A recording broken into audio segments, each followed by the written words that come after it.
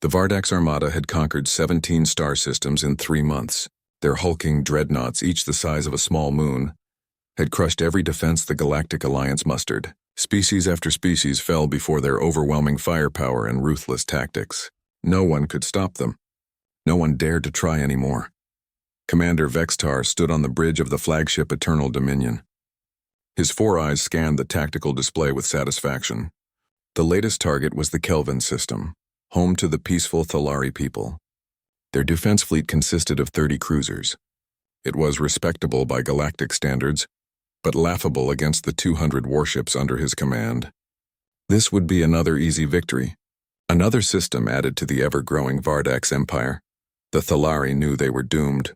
Their ships hung in defensive formation around their homeworld, but even they understood the futility. Within hours, Vextar would give the order to fire. Their cities would burn. Their civilization would become another footnote in Vardak's history. It was the way of the galaxy. The strong conquered the weak. Natural law, inevitable. Vextar clicked his mandibles in satisfaction. His reputation would grow with this victory. Perhaps the High Command would finally grant him the governorship he deserved. A wealthy planet to rule. Power beyond military command. His future looked bright as he prepared to destroy yet another innocent species. The communications officer spoke up nervously. "Sir, the Thalari are broadcasting surrender terms. They offer complete capitulation. No resistance. They beg only for mercy for their civilians." Vextar barely glanced at the message. Mercy was weakness. The Vardak's empire did not build its power through compassion. They built it through fear, through absolute domination, through making examples that would terrify other species into submission before a single shot was fired. Ignore their transmission. Prepare to fire on their homeworld. We accept nothing less than total subjugation. They will serve the empire, or they will be destroyed. There is no third option. His officers moved to comply. Weapon systems powered up across the fleet. Targeting computers locked onto population centers. In minutes, billions would die. Just another day in the conquest. Just another step toward ultimate Vardak supremacy across the known galaxy. That was when the alarms began screaming. Unknown vessel emerging from hyperspace. The sensor operator's voice cracked with sudden panic. His hands flew across his console, trying to make sense of the readings. "It's massive, sir. Bigger than anything in our database. Bigger than anything we've ever encountered." Vextar's 4 eyes narrowed as he studied the newcomer on the main display. The ship was unlike anything he had seen in his 30 years of military service. Where Vardak's vessels were bulky and industrial, bristling with visible weapons mounted on every surface, this craft was sleek and predatory.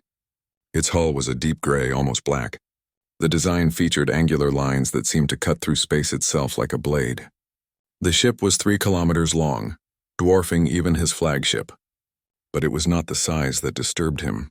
It was the precision, the perfection of its construction. This was not a ship thrown together for war. This was a weapon crafted by masters. Identify it immediately. Vextar tried to keep his voice steady. Around him, his bridge crew worked frantically. Who would dare challenge the Vardak's fleet? What species possessed the capability to build such a vessel? More importantly, what were their intentions? "Computer is working on it, sir." The operator's voice trembled. "Wait, the database has a match. It's registered as human. The word hung in the air like an accusation. Vextar's mandibles twitched in confusion. Those primitives from the outer rim? The ones still fighting with chemical rockets and nuclear weapons when we discovered them 50 years ago. According to our intelligence reports from 5 decades ago, yes, sir. But this ship does not match those specifications at all. Not even close. The technology gap is impossible to explain. The human ship glided forward with unnatural grace. Its movements were precise and controlled. No wasted energy. No unnecessary maneuvering. It simply advanced, silent and deadly, like a predator stalking prey. As it approached the Vardak's fleet, it transmitted a message on all frequencies. A male voice, calm and measured, spoke in perfect galactic standard. The accent was strange, but the words were clear. "This is Captain Daniel Hayes of the United Earth Starship Harbinger. Vardak's fleet. You are ordered to stand down immediately and withdraw from Thalari space. Power down your weapons. Retreat to your own territory. This is your only warning. Comply or face the consequences." The bridge crew of the Eternal Dominion erupted in laughter. It was absurd, ridiculous, one ship against 200. The audacity was almost admirable, almost entertaining. Clearly, these humans did not understand the reality of their situation. They would learn, painfully. Vextar allowed himself a cruel smile. Human Captain, this is Commander Vextar of the Vardax Empire. You have 10 seconds to reverse course and flee this system. If you do not, we will add your wreckage to our trophy collection. Your ship will become a monument to the foolishness of challenging Vardax supremacy. There was a pause. Then Captain Hayes spoke again. This time there was something different in his voice. Not fear, not anger, something else entirely. Something that made Vextar's blood run cold despite his confidence. It was certainty. Complete and absolute certainty. Then I suggest you pay very close attention to what happens next. Consider this a demonstration. Consider this your education. The Harbinger's hull suddenly came alive. Panels slid open along its entire length with mechanical precision. Rows upon rows of weapons were revealed. But these were not the crude energy cannons the Vardax used. These were something else. Something fundamentally different. The sensors began screaming warnings. Energy readings climbed off the scale. Power signatures appeared that should not be possible with known technology. Sir, energy readings are off the scale. The sensor operator's voice rose to a shout. I've never seen power signatures like this. The computers can't even classify what they're detecting. This technology is beyond our understanding. All ships open fire. Vextar roared the command. Destroy that vessel. Full weapons. Maximum power. Nothing must survive. The Vardax fleet unleashed everything in their arsenal. 200 warships firing simultaneously, plasma bolts that could melt through armor plating, particle beams that could slice capital ships in half, kinetic rounds traveling at relativistic speeds. Enough firepower to vaporize a planet, enough destruction to end civilizations. The void between the fleets lit up like a newborn star as unimaginable amounts of energy crossed the distance. The Harbinger did not move. It did not attempt evasive maneuvers. It did not need to. A shimmering barrier appeared around the human ship. Every single shot, every bolt of plasma, every particle beam, every kinetic round simply vanished. Absorbed by shields that seemed to operate on principles the Vardax could not comprehend. Principles that made their own defensive technology look primitive by comparison. Then it was the human ship's turn to demonstrate what real warfare looked like. What happened next would be analyzed by military strategists across the galaxy for generations to come. It would be studied in war colleges, debated by tactical experts, used as the defining example of how warfare had fundamentally changed in a single moment. But for those who witnessed it firsthand, it was simply terrifying. The Harbinger fired a single weapon, just one. A brilliant lance of blue-white energy erupted from its forward battery. The beam seemed to tear through the fabric of space itself, leaving a visible distortion in its wake. It crossed the distance between ships in less than a second. The target was the Vardax dreadnought Unstoppable Fury, one of their newest and most powerful vessels, a ship that had survived countless battles without suffering significant damage. A ship whose name had become synonymous with Vardax military might. The dreadnought's shields did not flicker or strain or gradually fail. They simply ceased to exist. One moment they were there, the next moment they were not. The beam punched through 5 meters of reinforced armor plating like it was tissue paper. It carved through the ship's interior, through bulkheads and corridors and crew quarters. Secondary explosions blossomed along its path. Power conduits overloaded. Reactor containment failed. The massive warship, home to 3,000 Vardax warriors, exploded in a cascade of destruction. Debris scattered across thousands of kilometers. In the span of 5 seconds, one of the Empire's mightiest vessels had been reduced to expanding clouds of superheated gas and twisted metal. The Vardax fleet stopped firing. Every ship, every commander, every crew member stared in absolute horror at what they had just witnessed. The Unstoppable Fury had been invincible. Or so they had believed. Now it was nothing but wreckage and corpses drifting through the void. Vextar could not speak. His mandibles hung open in shock. His 4 eyes were locked on the debris field where a moment ago a dreadnought had been. How was this possible? What kind of weapon could penetrate their best shield so easily? What kind of power source could generate that much energy? Captain Hayes's voice came through the communication system again. Still calm, still measured, as if destroying a capital ship was merely a minor demonstration. That was a focused particle beam operating at 90% power. Your shields are designed to deflect energy over a wide area. Standard defensive doctrine across most galactic species. Unfortunately for you, they are completely useless against concentrated quantum-level weapons. The beam operates at the subatomic level, disrupting the molecular bonds in your armor before the shield can even register the threat. Would you like me to demonstrate our rail cannons next? Or perhaps our antimatter torpedoes? We have quite an arsenal to show you. The bridge of the Eternal Dominion was silent. No one moved. No one spoke. They all waited for their commander to give orders. But Vextar's mind was racing. One weapon, one shot, one dead dreadnought. If the humans could do that, what else were they capable of? How many more ships would he lose if he continued this fight? How could he possibly win against technology this advanced? Sir, what are your orders? His tactical officer finally asked. The young Vardax's voice was trembling. Awaiting your command, sir. Pride warred with survival instinct inside Vextar's mind. He had never retreated in his entire military career. He had faced impossible odds before and emerged victorious through cunning and overwhelming force. To flee now would destroy his reputation. The high command would strip him of rank.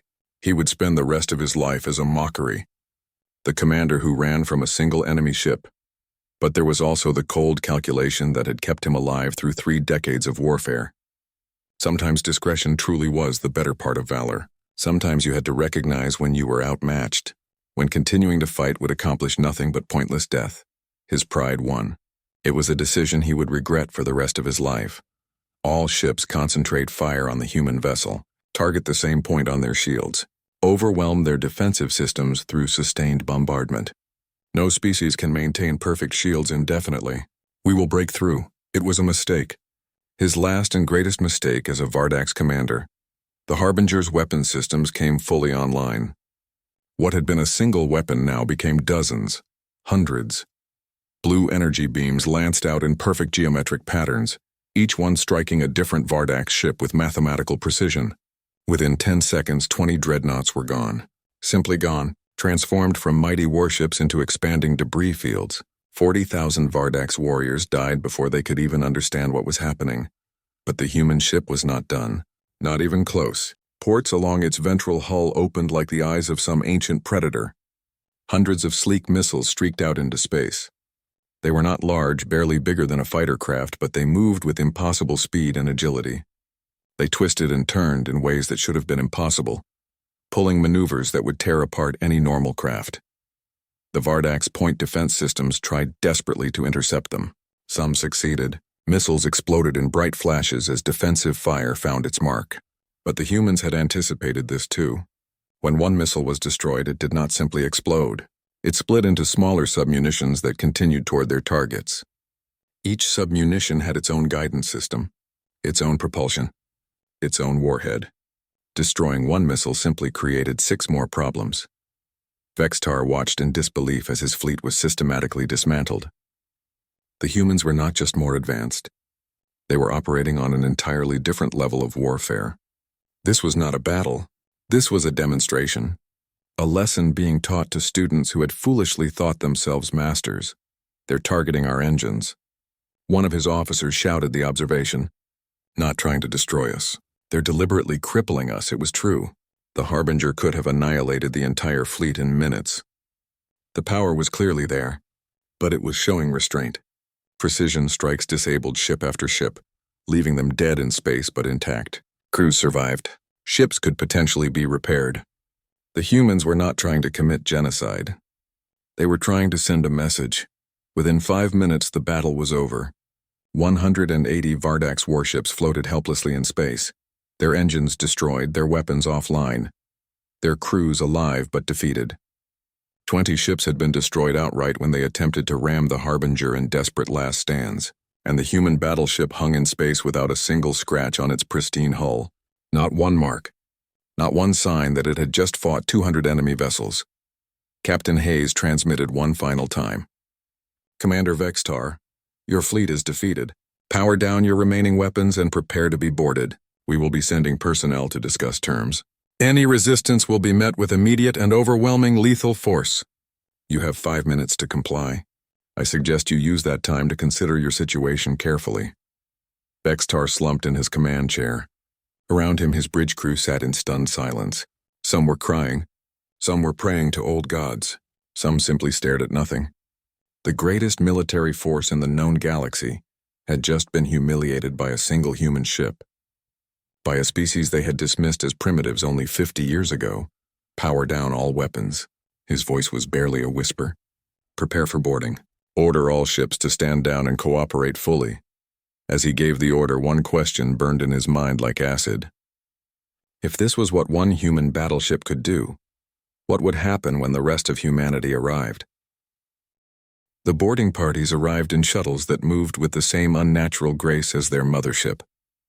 They were sleek and black, like droplets of liquid metal sliding through space. They docked with the Eternal Dominion without any difficulty, matching the flagship's rotation perfectly despite its damaged state. The precision was unsettling. Everything about the humans spoke of complete mastery over their technology. Vextar waited in the main hangar bay with his senior officers.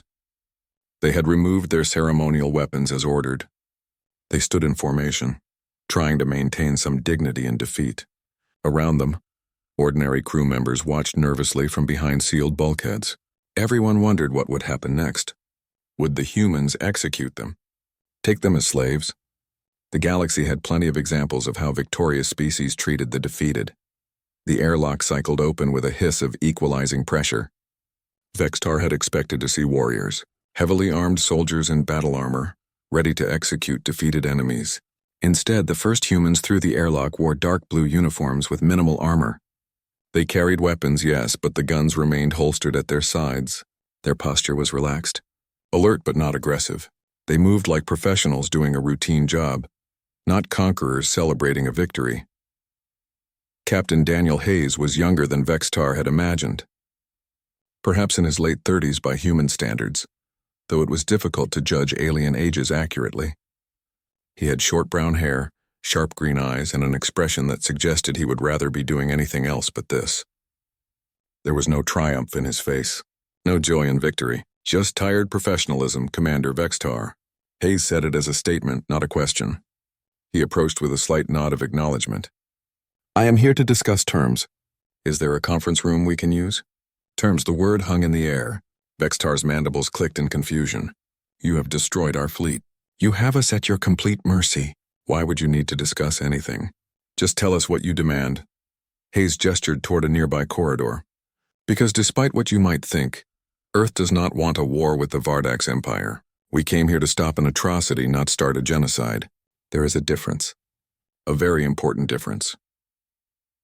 Inside the conference room, Hayes pulled up a holographic display from a small device on his wrist. Vextar recognized it as a star map showing the entire region of space. Hundreds of systems, dozens of species. The complex web of territories that made up this corner of the galaxy. Let me explain something about humanity. Hayes began without preamble. 50 years ago, the galactic community discovered Earth and decided we were too primitive to make contact with. Fair enough. Your first contact protocols made sense. But you made one critical mistake. You assumed we would stay primitive. He tapped the display and images appeared showing human cities, space stations, and massive shipyards in orbit around multiple planets. We spent those 50 years watching you, listening to your broadcasts, learning from your technology, studying your wars, and we realized something important, something that would change everything. The galaxy had grown complacent. Complacent? Vextar challenged, some of his old pride returning. We have conquered 17 systems. We have crushed every defense thrown against us. How is that complacent exactly? Hayes said with a slight smile. You have been so busy conquering each other that none of you have really innovated in centuries. Your weapons are powerful, but they are based on principles that are hundreds of years old. Your tactics have not changed since before my grandfather was born. You fight the same way your ancestors did, just with bigger guns. He brought up technical specifications that made Vextar's eyes widen. Diagrams of human technology that seemed to defy understood physics. Humans do not have your natural advantages. We are not as strong as the Vardax. We cannot breathe methane like the Thalari. We do not have the Krell's natural armor. We have to build everything from scratch. So we learned to build it better, much better. The Harbinger uses quantum computing for targeting calculations. Our power cores are based on controlled antimatter reactions that would have seemed like magic to us a century ago. Our shields use gravitational lensing to redirect incoming energy, rather than trying to absorb it. And our weapons? Hayes paused, his expression serious. We designed them by studying every conflict in galactic history and asking ourselves one question. How would we beat this? How would we counter every tactic, every strategy, every technology we might face? Vextar felt a chill run through his exoskeleton despite the comfortable temperature. The implications were staggering. The humans had not just developed new weapons. They had revolutionized warfare itself. How many ships like the Harbinger do you have? That's classified information, Hayes said flatly. But I can tell you this much. The Harbinger is a test platform. She is our prototype. The lessons we learned building her are being applied to our actual fleet right now, and those ships will be better, faster, more powerful, more efficient. The Vardak's commander felt his world crumbling. His entire career had been built on Vardak's military supremacy. Now he was learning that supremacy was an illusion, a comfortable lie they had told themselves while the galaxy moved forward without them. Then why are you here talking to me? Why not just destroy us all and be done with it? Because that is not who we are, Hayes said firmly, and there was steel in his voice now. Humanity has fought enough wars among ourselves to know that overwhelming force is not always the answer. We learned about diplomacy the hard way, through millions of deaths and centuries of conflict, through mistakes that cost us dearly. He leaned forward, his green eyes locked on Vextar's fore. Here is what is going to happen. You are going to return to your empire and tell them exactly what occurred here, every detail, every moment. Leave nothing out. Tell them that Earth is willing to share our technology with any species that agrees to the following terms. No more wars of conquest, no more subjugation of civilian populations, and most importantly, no more attacking species that cannot defend themselves, and if we refuse? Vextar had to ask, even though he dreaded the answer. Hayes's expression hardened into something cold and frightening. Then we will demonstrate the difference between a warning shot and an execution. Commander, you lost 20 ships today. That was us being gentle. That was us showing restraint. We have weapons that could sterilize your homeworld from orbit. Turn your capital city into a crater visible from space. Render your planet uninhabitable for 10,000 years. We have no desire to use them, but we will if we must. Make no mistake about that. The silence stretched for a long moment. Around the table, Vextar's officers looked at each other nervously. They had come here expecting death or enslavement.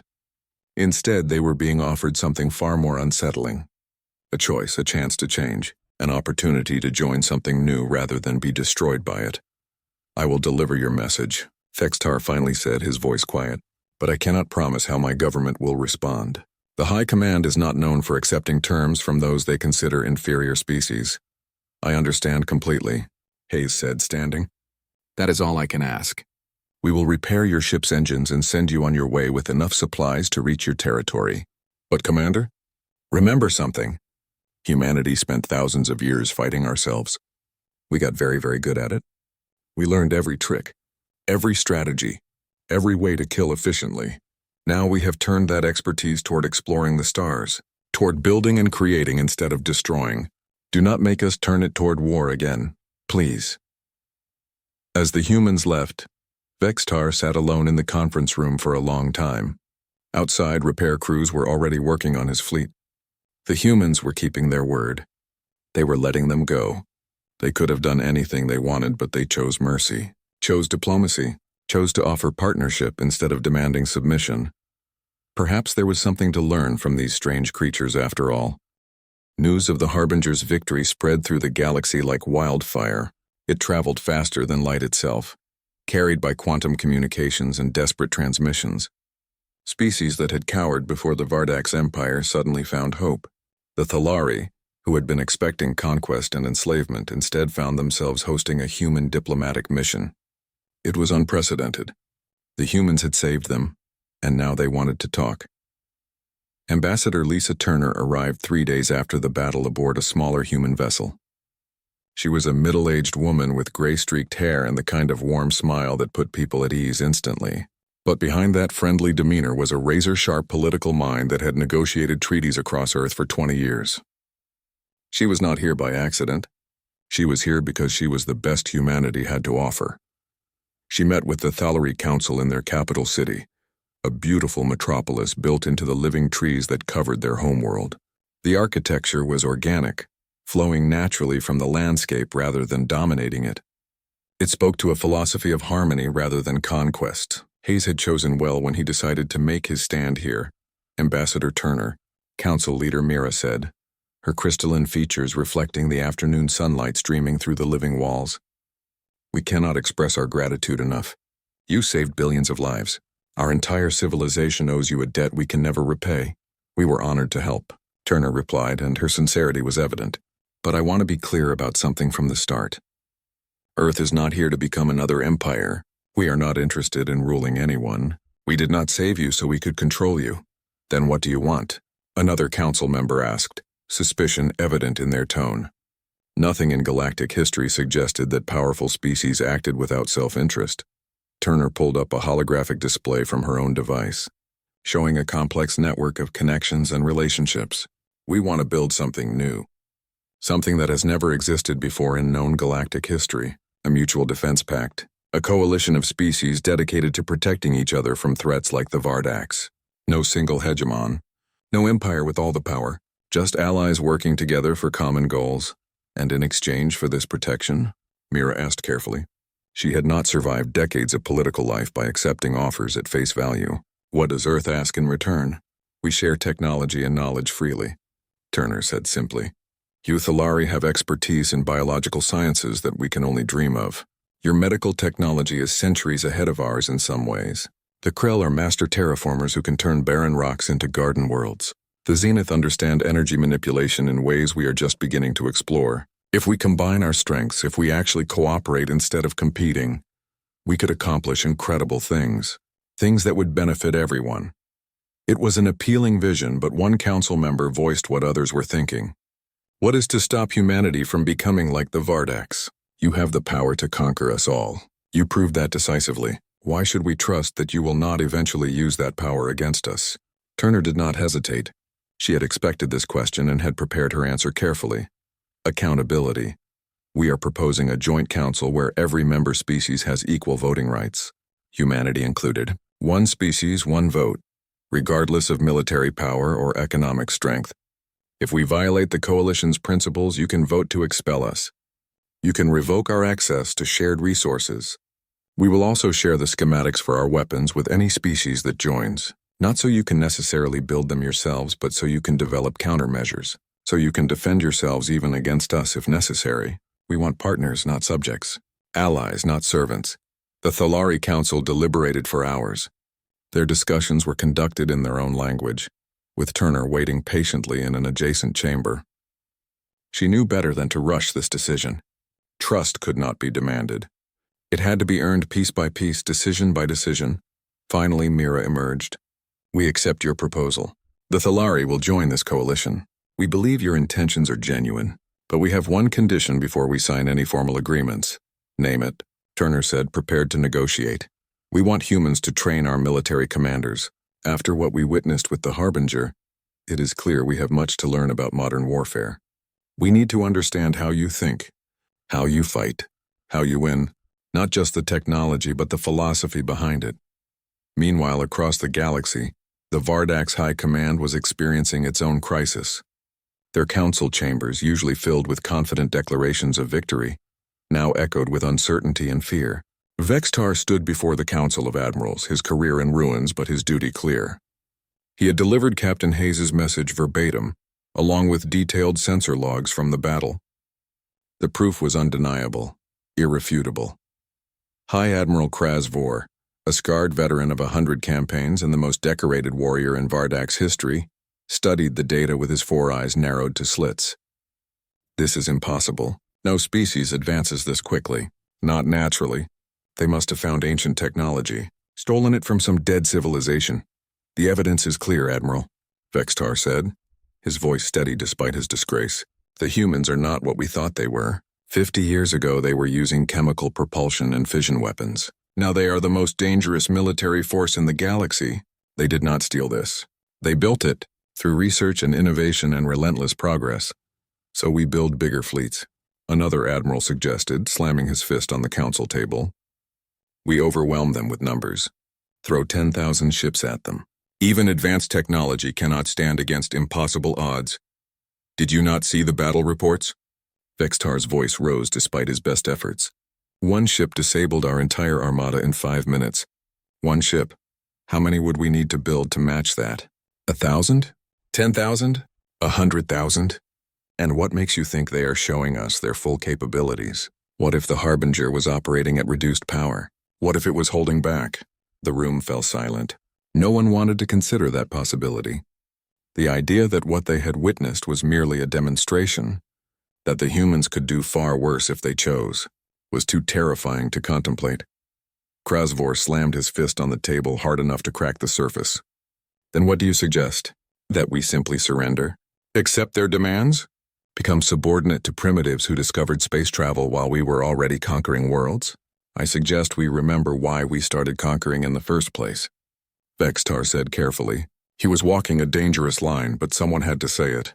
It was not for glory. It was for resources, territory, security for our people. The humans are offering us an alternative path. They are offering to share technology that could solve our resource problems. That could make conquest unnecessary. You want us to join their coalition? Krasvor sounded disgusted by the very idea. I want us to survive. Vextar replied bluntly. We can continue this path and face eventual extinction when the humans lose patience. Or we can adapt, learn from them, take advantage of this opportunity, perhaps even surpass them eventually through cooperation instead of conflict. The council chamber fell silent. Every admiral in the room knew the fundamental truth, even if they did not want to admit it. The age of Vardak supremacy was over. They had 2 choices: adapt or die, join or be destroyed. There was no third option anymore. The galaxy was changing. Old certainties were crumbling. New possibilities were emerging. And at the center of it all was humanity, offering a hand instead of a fist, proving that power and mercy could coexist. 6 months after the Battle of Kelvin, the first official meeting of the Galactic Coalition was held aboard a massive space station constructed through joint effort. It orbited a neutral star system chosen specifically because no single species had claim to it. The station itself was a marvel of cooperation. Human engineering combined with Thalari biological systems, Krell structural expertise, and Zenith energy management. It was proof that different species could build something together. Something better than any of them could manage alone. Admiral Daniel Hayes, promoted from captain after his decisive victory, watched as representatives from 47 species gathered in the central chamber. The room was enormous, with environmental controls sophisticated enough to accommodate beings with wildly different atmospheric requirements. The Thalari were there in their section with appropriate humidity. The Krell occupied a high-gravity zone. The Zenith floated in their methane environment. Even the Vardaks had sent a delegation, though they sat in the back row still coming to terms with their reduced status in galactic affairs. Ambassador Lisa Turner called the meeting to order. She stood at the center podium, visible to all through holographic projection and translation systems. This coalition represents something unprecedented in galactic history, not a federation controlled by the strongest, not an empire built through conquest, a true partnership of equals. Every species has an equal voice. Every civilization has the same voting power. She gestured to the holographic display showing their combined territories in 3 dimensions. Together we control 300 star systems. Our combined fleets now number thousands of ships. Our pooled resources are staggering. And starting today, we implement the technology sharing protocols we have all agreed to. Earth will share our defensive technology first. Weapon systems will follow once trust is fully established. A Krell representative raised their appendage to signal a question. Ambassador, many of us still have concerns. What happens when the next threat emerges? Will humanity expect us to fight their battles? Will we become conscripts in someone else's war? Each species contributes what they can, Turner explained patiently. She had answered this question a dozen times already, but she understood the need for reassurance. The Thalari excel at medicine and biology. You will help staff our hospitals and research centers. The Krell are master engineers and terraformers. You will help design better ships and improve our colonies. The Zenith understand energy systems better than anyone. You will improve our power infrastructure. As for military matters, we are establishing a combined fleet with officers from all member species. No single species will control it. Decisions about military action require council approval. Hayes stepped forward to address the assembled representatives. His blue uniform was crisp, his bearing military, but his expression was open and honest. I want to address something directly, because I know many of you have concerns. You fear human military power. That is completely understandable given what you witnessed at Kelvin. So let me be very clear about our military doctrine and philosophy. The room fell silent as the Admiral spoke. Every representative leaned forward, eager to hear directly from the man who had humiliated the Vardax Empire. Humanity's greatest military theorists, people who studied war for their entire lives, taught us that the purpose of overwhelming force is to avoid using it. When we built the Harbinger, we were not trying to create just another weapon. We were creating a deterrent, a message to anyone who might threaten peaceful species, a way to stop wars before they started rather than fight them to conclusion. He brought up images from Earth's history on the central display. Ancient wars with swords and shields, medieval battles with primitive gunpowder, world wars that killed millions with industrial efficiency, nuclear weapons that could destroy civilizations. We learned these lessons in blood, through countless deaths and centuries of conflict. We know what happens when military power is abused. We know what happens when might makes right. We have seen where that path leads. We have walked it ourselves and paid the price. The display shifted to show a detailed treaty. Here is what we are proposing. Strict limitations on ourselves. Human ships can only operate in defense of coalition members or human territory. We cannot declare war without a 3/4 majority vote from this council. We submit to independent inspections of all our military facilities by coalition observers. Any species can verify we are keeping our word. We are binding ourselves with rules because we know power without accountability leads to tyranny. Always. A Vardax officer stood up slowly. It was Vextar, now serving as his species' military liaison to the coalition. He had volunteered for the position despite the disgrace of his defeat. Perhaps because of it. Admiral Hayes. His voice carried across the chamber. You defeated my fleet decisively. Completely. You could have destroyed every ship, killed every warrior. Why did you not? Many species would have, Hayes met his eyes directly, because those ships were crewed by soldiers following orders. They were not the enemy. The system that sent them to conquer innocent people was the enemy. We wanted to change the system, not exterminate its people. There is a difference, a very important difference, one that humanity learned only after making terrible mistakes ourselves. Vextar nodded slowly, his mandibles clicking in acknowledgement.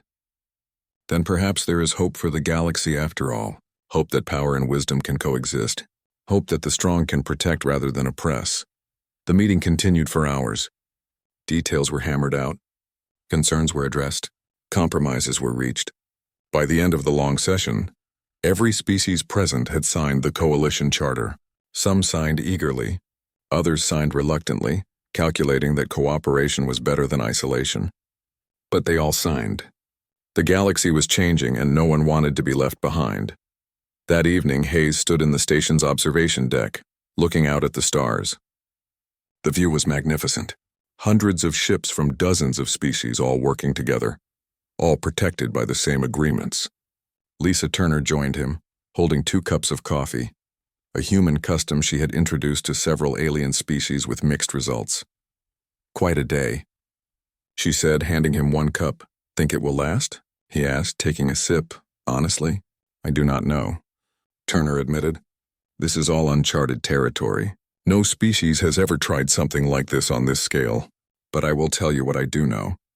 Every species here today was impressed by our weapons. The Harbinger made quite an impact, but what really convinced them to join was something else entirely. What was that? Hayes asked, genuinely curious. The fact that we offered to limit our own power. No empire in galactic history has ever done that voluntarily.